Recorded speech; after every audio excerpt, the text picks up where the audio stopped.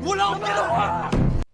Nag-recruit si Mike Trinidad ng mga tao na mag-i-invest sa kumpanya niya kung saan nangako siya na yayaman sila kaya madami siyang napasali.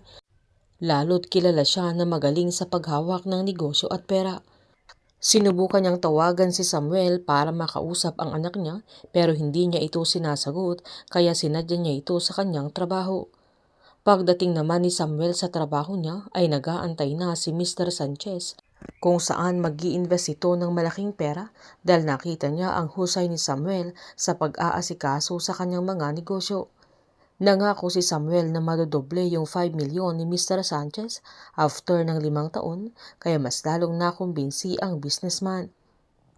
Nang ihatid ni Samuel si Mr. Sanchez sa pintuan ng kanyang opisina ay nagulat siya dahil may mga media at madaming tao na nagkakagulo sila at lumapit ito na laking gulat niya nang makita niya ang tatay niya na pinagkakaguluhan ng mga media lalo't kilalang kilala ito kaya mas nanggigil si Samuel. Nilapitan siya ni Mike at tinawag niya ito na anak pero iniwan nito sabay pumasok sa opisina niya kaya sinundan ni Mike. Galit na tinanong ni Samuel kung ano ang ginagawa ng tatay niya doon na nagawa pa niyang pumunta sa trabaho niya na kahit hindi na niya sinasagot yung mga tawag niya kaya mahinaong sinabihan ni Mike na gusto lang niya itong makausap sabay tinanong niya kung kumusta na ang apo niya at kung malaki na ito. Pinamukha naman ni Samuel na papaano siya magkakapo dahil wala naman itong anak. Giniit ni Mike na nagsisisi na ito sabay humingi ng tawad sa kanya maging sa kanyang nanay.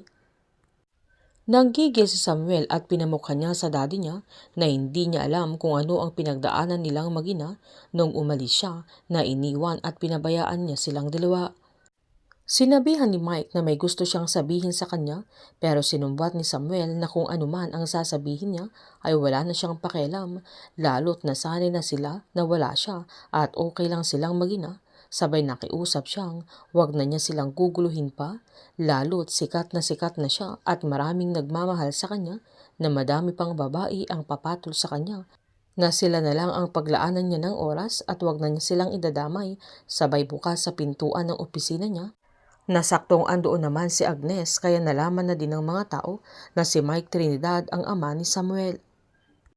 Nang pauwi na si Samuel ay naalala niya noong huling birthday niya na kasama niya ang tatay niya na binigyan pa siya ng robot na regalo.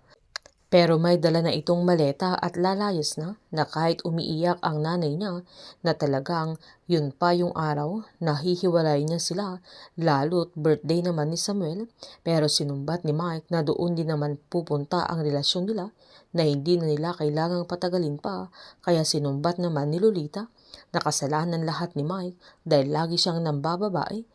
Kaya iyak ng iyak si Samuel sa mga sandaling yun pero kahit anong pagmamakaawa nila sa tatay niya ay umalis pa rin ito.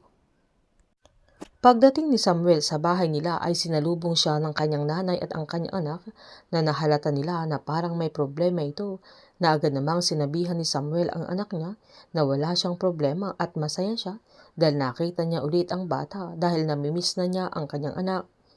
Pinakita ng anak niya yung robot na laruan niya dati na yun ang bigay ng tatay niya na nasa bodega nila pero ang buong akala ng nanay niya noon ay naitapon na nila. Hiniling ni Samuel na itapon na nila yung laruan lalo't luma na ito at bibili na lang sila ng bago pero hindi pumayag ang anak niya kaya wala na itong nagawa pa. Nang mapatulog na niya ang bata ay binalikan niya ang nanay niya. Humingi ng sorry si Lolita dahil ang akala niya ay naitapon na niya yung laruan sabay tinanong niya kung nagkita sila ng tatay niya at pinakita niya yung viral video nilang dalawa. Galit si Samuel dahil na-expose na siya sa social media na agad tinanong ng nanay niya kung bakit niya ito pinuntahan na agad namang sinabi ni Samuel na may gusto itong sabihin pero ayaw na niyang marinig pa.